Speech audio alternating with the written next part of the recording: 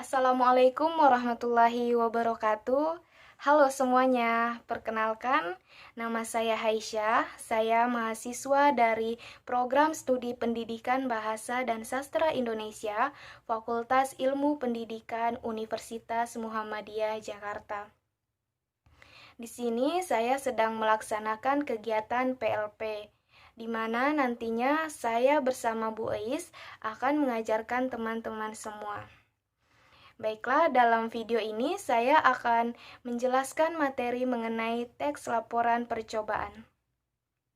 Teks laporan percobaan adalah teks yang menceritakan tentang hasil percobaan yang telah dilakukan oleh seorang peneliti.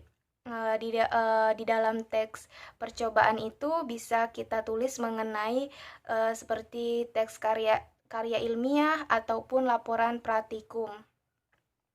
Tujuan dari teks laporan percobaan ini adalah untuk memberikan informasi kepada masyarakat atau kepada halayak ramai mengenai sebuah percobaan yang telah dilakukan oleh seorang peneliti. Percobaan dapat dilakukan dengan dua cara.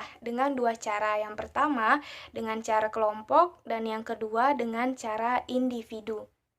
Ciri-ciri teks hasil laporan percobaan ada 5.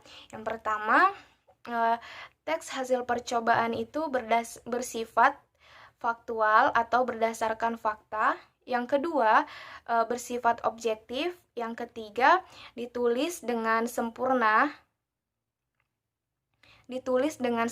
dan lengkap. Yang keempat, di dalam teks hasil percobaan tidak boleh memasukkan unsur yang menyimpang seperti propaganda. Dan yang kelima, disajikan secara menarik. Dalam mencari informasi pada teks hasil percobaan, terdapat 4 tahapan. Yang pertama, membaca secara keseluruhan pada teks tersebut. Kemudian yang kedua, mengetahui ide pokok yang terdapat pada teks. Yang ketiga, mengetahui kesimpulan pada teks tersebut. Dan yang terakhir, menulis informasi pada teks hasil percobaan. Struktur teks laporan percobaan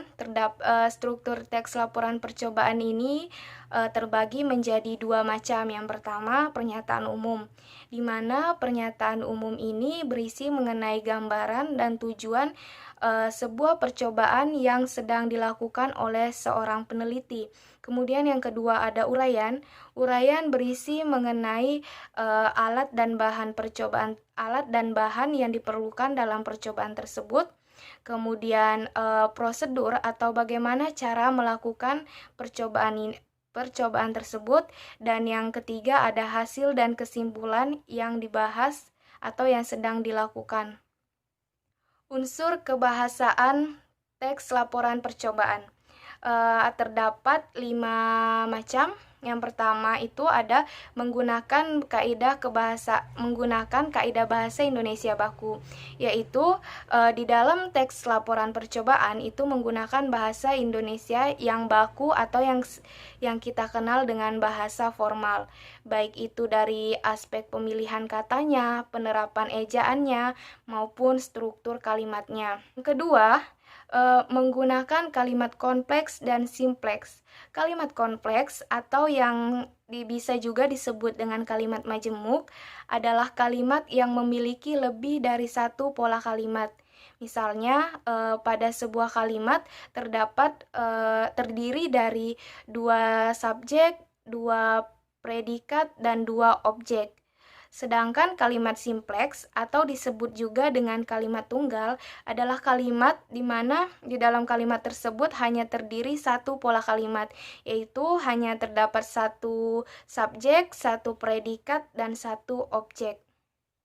Unsur kebahasaan yang ketiga yaitu menggunakan konjungsi atau kata hubung.